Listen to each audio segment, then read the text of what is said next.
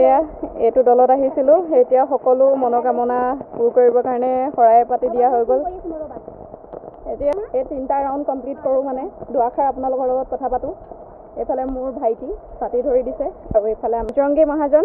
এয়া চোৱা, এয়া হৈছে মাতাজীৰ মানে পাৱাৰ দেখিছে নহয়, বুকুত বাচ্চা লৈ কেনেকৈ দৰে গৈ ফুৰি। এতিয়া ব'লক আমাৰ কথাটো আৰম্ভ কৰি আমি ৰাউণ্ডটো কমপ্লিট কৰোঁ। এতিয়া কথাখিনি হ'ল কি, মই মোৰ বাবে চিন্তা কৰা নাই। যিখিনি মই জীৱন যুদ্ধ আৰম্ভ কৰিছিলোঁ সেইখিনি আৰম্ভ মোৰ মাৰ পৰা হৈছিল। এতিয়া কথাটো হ'ল কি, মই এইটো ভাবি পেলানি কথাখিনি আগবঢ়াইছিলোঁ যে মই সেইখিনি কথাত আপোনালোকৰ ছাপোৰ্ট পাম বুলি, বা মোক সেই গাঁৱৰ মানুহখিনিয়ে ছাপোৰ্ট কৰিব বুলি ভাবি পেলানি মই কথাখিনি আপোনালোকৰ আগত অৱগত কৰিছিলোঁ। সেই কথাখিনি মই নোকোৱাকৈও মই আইনৰ থ্ৰুৱেদি হয়তো সেইখিনি কাম আগবঢ়াব পাৰিলোঁ হয়, কিন্তু মই বিচাৰিছিলোঁ যে আপোনালোকে মোক এটা বিশ্বাস কৰক আৰু আপোনালোকে মোক অলপমান সহায় কৰক। আপোনালোকে সেইখিনি কৰিব নোৱাৰিলে ঠিক আছে বাৰু, নোৱাৰিলে নালাগে, কিন্তু আপোনালোকে মোক যিখিনি কষ্ট দিলে সেইখিনি কিন্তু আপোনালোকে দিব বুলি মই কেতিয়াও ভবা নাছিলোঁ। বহুত দিলে বাৰু কষ্ট।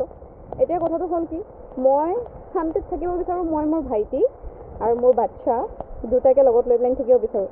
এতিয়া আপোনালোকে জানে যে মোৰ লগত এটা বাচ্চাহে থাকে, এটা বাচ্চা মই এতিয়ালৈকে পোৱা নাই, আৰু সেই বাচ্চাটো মই কেতিয়ালৈকে পাম সেইটো কথা মই নাজানো। এতিয়া মই মন্দিৰটো ৰাউণ্ড কমপ্লিট কৰোঁ, মানে আপোনালোকৰ লগত কথাখিনি কওঁ। এতিয়া কথাটো হ'ল কি, মই অলপমান শান্ত হৈছোঁ। শান্ত হোৱা কথাটো হ'ল কি, মই মোৰ নিজক লৈ পেলানি মই লাইফটো ষ্ট্ৰাগল আৰম্ভ নাই কৰা। মোক সকলোখিনি ঠিক কৰিব লাগে মোৰ মতে, কাৰণ মই মোৰ অকলশৰীয়া জীৱনটোৰ কথা মই নাই ভবা। মোৰ ভাইটিৰ লাইফটো লগতে মোৰ যিখিনি মাৰ লগত হৈ গ'ল সেইখিনিও মই ঠিক কৰিব বিচাৰোঁ।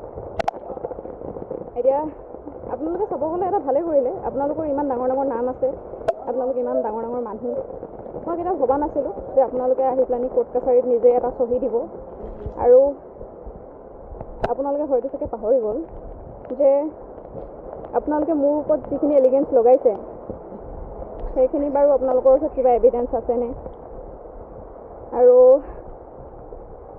আপোনালোকে বহুত ভাল কৰিলে, মোক যে ইমান বেয়া পায় আৰু মোৰ ওপৰত যে ইমান এটা মিছা ডাঙৰ এলিগেঞ্চ লগাব পাৰিব, সেই কথাটো মই কেতিয়াও ভবা নাছিলোঁ।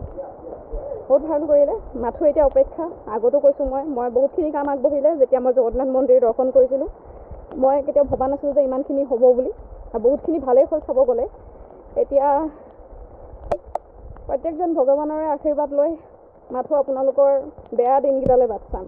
এতিয়া স্পষ্টভাৱে মই নকৈছিলোঁ যে আপোনালোকৰ কি হয়নো চাম, কিন্তু এতিয়া সেইটোৱে ক'ম, আপোনালোকক যিহেতু মই ছ'চিয়েল মিডিয়াত টানি আনিব অনাৰ পাছত মানে আপোনালোকে যিটো গতিপথ মোক কৰিলে, কোৰ্টত টানি আনিলে মোক।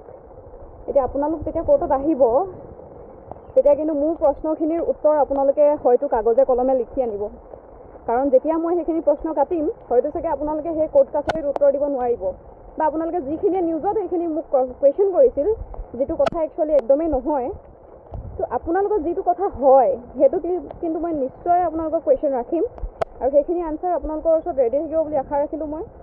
আৰু মোক যাতে নিৰাশা নকৰে এইবাৰ, আৰু সেই আশীৰ্বাদ বিচাৰিম। আৰু মই ভগৱানৰ ওচৰত এতিয়া 3টা ৰাউণ্ড কমপ্লিট হ'ব খুজিছে, লগতে আপোনালোককো মই এইটো ভিডিঅ' ৰেকৰ্ডৰ মতে ৰাখিলোঁ, আৰু আপোনালোকো যে ৰেডি হৈ আহিব বুলি মই আশা ৰাখিছোঁ মোৰ সেই আনচাৰখিনি দিবৰ কাৰণে। আৰু বাকী সংগঠনৰ কথাটো নকওঁৱেই, দেখা যাব।